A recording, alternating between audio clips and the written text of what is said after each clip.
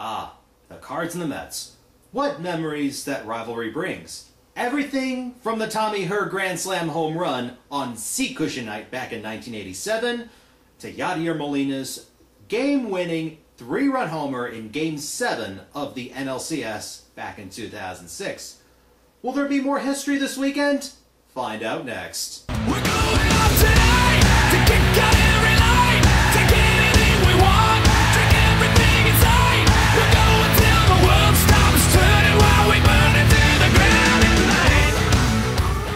night. Cards once again take 2 out of 3 from the Pond Scum Mets. Friday, they won the game 4-3. Chris Carpenter looked solid for 7 innings he pitched, 10 strikeouts, giving up an unearned run on 4 hits, walking 3. The only blemish was a throwing error by David Freese in the top of the second, allowing Jeff Francoeur to score.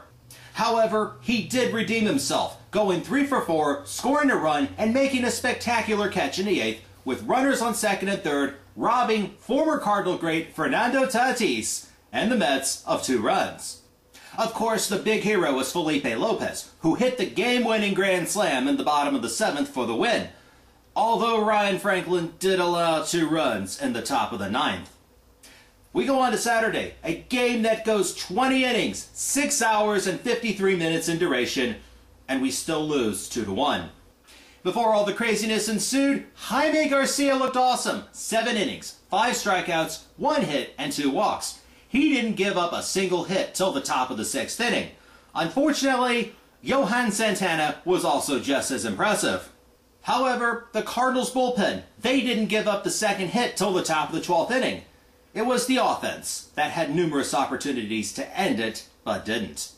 Bottom of the 10th, bases were loaded with 2 outs. Matt Holliday pops up, and Alex Cora runs into the stands, makes an unbelievable catch to keep it going. And of course, that lady that he landed on to make the catch, he didn't even bother giving her the ball afterwards. Top of the 12th, first bonehead move by LeGenius. He pulls Holliday in a double switch and places incoming pitcher Jason Mott in the number 4 spot. By doing this, you also take the bat away from Albert Pujols, since he now has no protection behind him, and now he's going to be intentionally passed every time he comes to bat. And sure enough, that's what happened in the bottom of the 12th.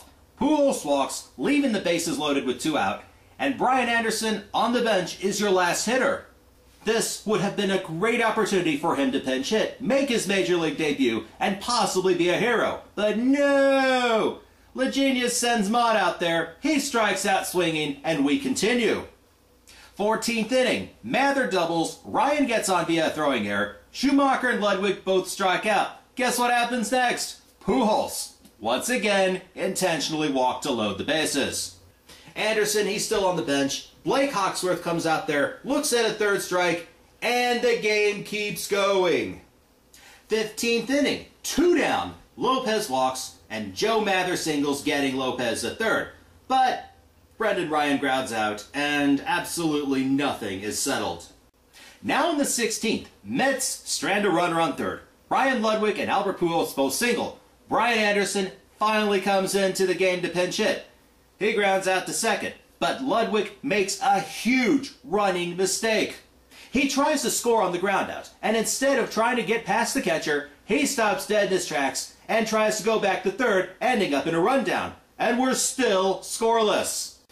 Then in the 18th inning, bullpen spent, and La Russa decides to go with Felipe Lopez as a pitcher, even after bringing in Kyle Lohse into the game, except he puts him in left field. Does this make sense?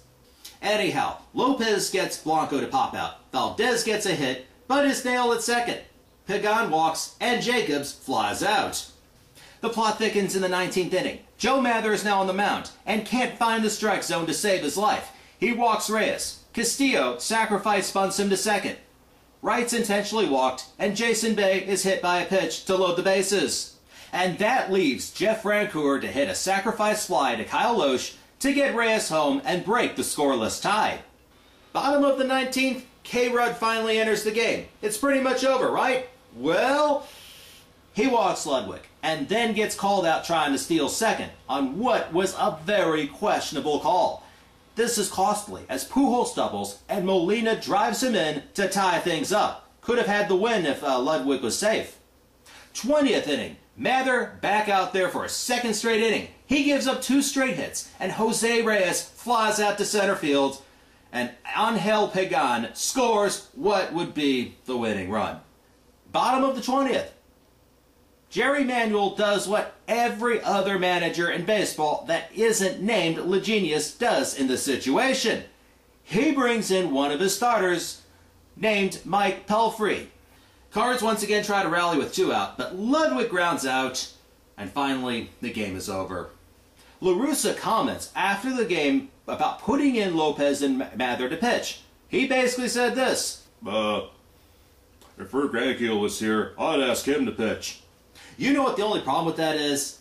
Rick Ankiel is in Kansas City. And by the way, he also hit a couple homers in this game. And you know, never mind. Now, as we take a look at some records that were set, 19 pitchers were used, 35 total strikeouts, and the longest scoreless tie in team history. Plus, it was the longest game ever at the new Busch Stadium. Some other events that transpired while this was all going on: 7 games started and finished, including a doubleheader in Boston. Ubaldo Jimenez throws the first no-hitter in Rockies history against the Braves. And in hockey, the Washington Capitals beat the Montreal Canadiens 6-5, and that game also went into overtime. In fact, the Kings and the Canucks were midway through the second period of their game by the time the Cardinal game ended, and that game started at 9 o'clock Central Time. And last night, we came back and won 5-3. Adam Wainwright, he gives up 3 runs in the second, but he settles down, only gives up a hit from there on out, goes the distance, struck out 9. While Colby Rasmus homers to tie things up in the 5th, and Ryan Ludwig redeems himself by getting the game-winning homer in the 8th inning, ensuring we don't have to go to extra innings again.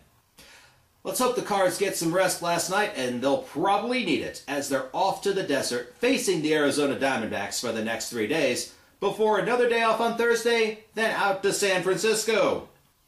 Till next time, submit your comments below. Add me on YouTube, Twitter, and Facebook if you can find me. Now, I'm going to try and wake up. Go Cards!